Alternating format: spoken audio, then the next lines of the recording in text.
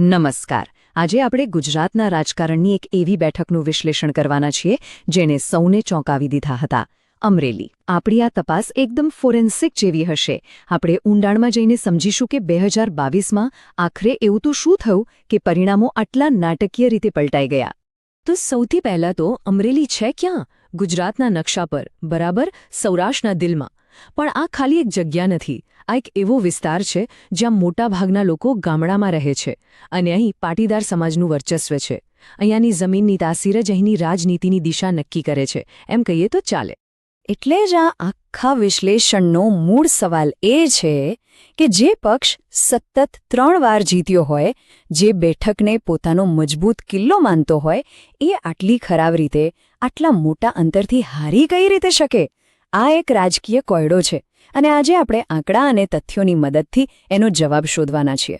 તો જુઓ, આપણી આખી વાતચીત 5 ભાગમાં વહેંચાયેલી છે. પહેલા આપણે અમરેલીના લોકો અને એમના અસલી મુદ્દાઓને સમજીશું. પછી ચૂંટણીના આંકડા પર નજર કરીશું. એ પછી હાર પાછળના મૂળ કારણો શું હતા એનું વિશ્લેષણ કરીશું. એના ઇતિહાસને પણ જોઈશું અને છેલ્લે ભવિષ્યમાં શું થઈ શકે એની એક રણનીતિ પર વાત કરીશું. તો ચાલો શરૂ કરીએ પહેલા ભાગથી. અમરેલી, જમીનની નાળ. જો કોઈ પણ ચૂંટણીને સમજવી હોય ને તો એસી ઓફિસમાં બેસીને ના સમજાય. એના માટે લોકોની વચ્ચે જવું પડે. એમની રોજીરોટી, એમની તકલીફો, એ બધું સમજવું પડે. રાજકારણના મૂળ તો ત્યાં જ છે. હવે અહીંનું સામાજિક ગણિત જુઓ. લગભગ અડધો અર્ધ એટલે કે 50% મતદારો પાટીદાર સમાજના છે. એટલે દેખીતું જ છે કે રાજકીય રીતે એમનો દબદબો રહેવાનો. એમના પછી લગભગ 15% જેટલા કોળી મતદારો છે, જેમની ભૂમિકા પણ હારજીત નક્કી કરવામાં બહુ જ મહત્વની હોય છે. તો લોકોના મનમાં શું ચાલી રહ્યું હતું? આ ટેબલ એ જ વાત કહે છે. ખેતીમાં મુશ્કેલી અને દેવાનો બોજ. ભણેલા ગણેલા યુવાનો માટે નોકરીઓ નથી.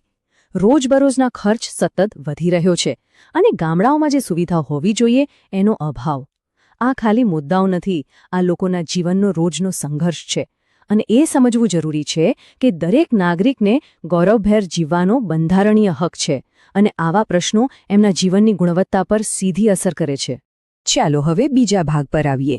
આપણે જોયું કે જમીન પર લોકોની શું હાલત હતી. હવે જોઈએ કે એ બધી વાસ્તવિકતા ચૂંટણીના આંકડામાં કેવી રીતે દેખાય. 2022નું પરિણામ આખરે શું કહેશે? અહીંયા જ આપણને પહેલો ઇશારો મળે છે.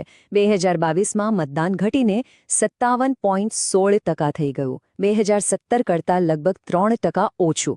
હવે આ નાનો આંકડો નથી. એ બતાવે છે કે કાં તો મતદારોમાં એક પ્રકારની ઉદાસીનતા હતી અથવા કોઈ પક્ષ એના સમર્થકોને ઘરની બહાર કાઢીને બૂથ સુધી લાવવામાં ક્યાંક ને ક્યાંક કાચો પડ્યો. અને આ ચાર્ટ તો આખી વાર્તા કહી દે છે, એકદમ સ્પષ્ટ. ભાજપને મળ્યા લગભગ 55% મત, જ્યારે કોંગ્રેસનો વોટ શેર ઘટીને સીધો 26% પર આવી ગયો. આ કોઈ નાનો ફેરફાર નહોતો. આ એક મોટો રાજકીય ભૂકંપ હતો જેણે અમરેલીના બધા સમીકરણો બદલી નાખ્યા. અને આ છે ફાઇનલ આંકડો, 46,657. આ કોઈ કાંટાની ટક્કર નહોતી. આ સામાન્ય જીત પણ નહોતી. આ એકતરફી પ્રચંડ જીત હતી. પરિણામ એટલું સ્પષ્ટ હતું કે એમાં કોઈ જો અને તોને સ્થાન જ નહોતું. તો હવે આવીએ ત્રીજા ભાગ પર, હારનું વિશ્લેષણ. આંકડા આપણને બતાવે છે કે શું થયું, પણ હવે આપણે એ સમજવાનું છે કે આ બધું કેમ થયું. એવા કયા મૂળભૂત કારણો હતા જેણે આટલા મોટા ફેરફારને જન્મ આપ્યો? આ હારનું સૌથી મોટું અને કદાચ સૌથી મુખ્ય કારણ હતું પાટીદાર મતોનું પલટાવું. યાદ કરો 2017, ત્યારે પાટીદાર આંદોલનની એક લહેર હતી અને એનો સીધો ફાયદો કોંગ્રેસને મળ્યો હતો. પણ 2022 આવતા ભાજપે આખી બાજી પલટી નાખી. પાટીદાર નેતાઓને પોતાની તરફ કર્યા, પાટીદાર મુખ્યમંત્રી બનાવ્યા, ઈબીસી કોટા જેવા નિર્ણયો લીધા અને આખી મતબેંકને સફળતાપૂર્વક પોતાની સાથે જોડી દીધી. જો કે આ પરિણામ પાછળ કોઈ એક જ કારણ નહોતું. એ એક પરફેક્ટ સ્ટોર્મ જેવું હતું. એક તરફ ભાજપની પાટીદાર રણનીતિ, બીજી તરફ આમ આદમી પાર્ટીની એન્ટ્રી, જેના કારણે સત્તા વિરોધી મતો વહેંચાઈ ગયા. કોંગ્રેસના પોતાના જે પરંપરાગત મતદારો હતા એમાં પણ ભંગાણ પડ્યું. અને સૌથી છેલ્લે જમીન પર કાર્યકરોની જે મહેનત થવી જોઈએ એમાં ક્યાંક કમી રહી. આ બધા પરિબળોએ ભેગા મળીને હારની સ્ક્રિપ્ટ લખી. અને આ બધાનું પરિણામ શું આવ્યું એ આ એક વાક્યમાં સમાઈ જાય છે. ચોખ્ખી અસર: કોંગ્રેસનો વોટ પૂલ તૂટી ગયો અને મતદાન ઘટ્યું. બસ આ બે વસ્તુઓએ મળીને 2022ના પરિણામ પર મોહર મારી દીધી. હવે ચોથો ભાગ, જનાદેશની સ્મૃતિ. શું 2022નું પરિણામ અમરેલી માટે કંઈક નવું હતું કે પછી આ એની તાસીરમાં જ છે? ચાલો થોડું ઝૂમ આઉટ કરીએ અને આ બેઠકના ઇતિહાસ પર એક નજર નાખીએ. આ ટાઈમલાઈન જુઓ, એકદમ સ્પષ્ટ છે. અમરેલી ક્યારેય કોઈ એક પક્ષનો ગઢ રહ્યું જ નથી. 1995માં ભાજપ, તો 2002માં કોંગ્રેસ, 2007માં પાછું ભાજપ, તો 2012 અને 2017માં કોંગ્રેસ, અને હવે 2022માં ફરી ભાજપ.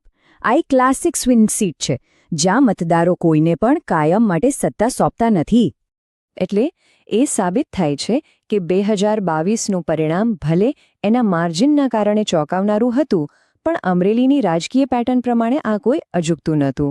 અહીંયા જીતને ક્યારેય ગ્રાન્ટેડ લઈ શકાય નહીં. અને હવે આપણે આવીએ છીએ આપણા છેલ્લા અને સૌથી મહત્વના ભાગ પર, શાસન માટેની રૂપરેખા. આપણે સમસ્યાનું નિદાન તો કરી લીધું, હવે એના ઉપચારની વાત કરીએ.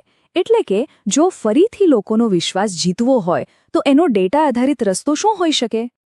આ એક 3 તબક્કાનો સીધો સાદો પ્લાન છે. કોઈ જાદુ નથી, પણ મહેનત છે. પહેલું, પાયો મજબૂત કરો. બૂથ લેવલ પર સંગઠન ફરીથી ઊભું કરો અને લોકોની ફરિયાદો સાંભળો. બીજું, લોકો સુધી પહોંચો, ઘરે ઘરે જાઓ, મોટી ઝુંબેશ ચલાવો. અને ત્રીજું, ચૂંટણીના દિવસે સુનિશ્ચિત કરો કે તમારા મતદારો મત આપવા માટે બહાર નીકળે. આજના જમાનામાં ખાલી જમીન પરનું કામ પૂરતું નથી, ડિજિટલ દુનિયામાં પણ એટલું જ મજબૂત થવું પડે.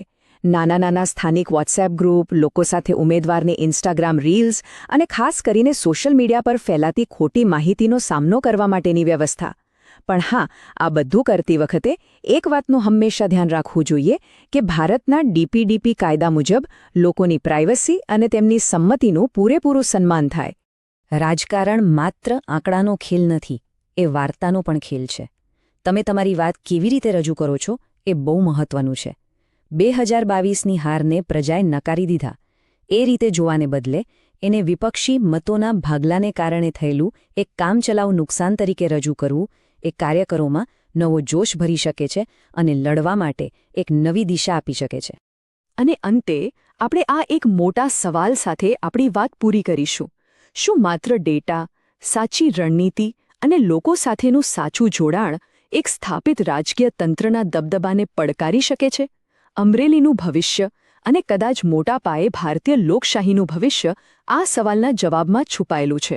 જો તમે લોકો કેન્દ્રકેત નેતા બનવા માંગો છો અને તમારા મત વિસ્તારનો વિકાસ કરવા માંગો છો તો blueprintstrategies.ai પર mgr@blueprintstrategies.ai પર સંપર્ક કરો અથવા 08042041602 પર કોલ કરો. રાજનીતિથી પરે એક ઉદ્દેશ્ય.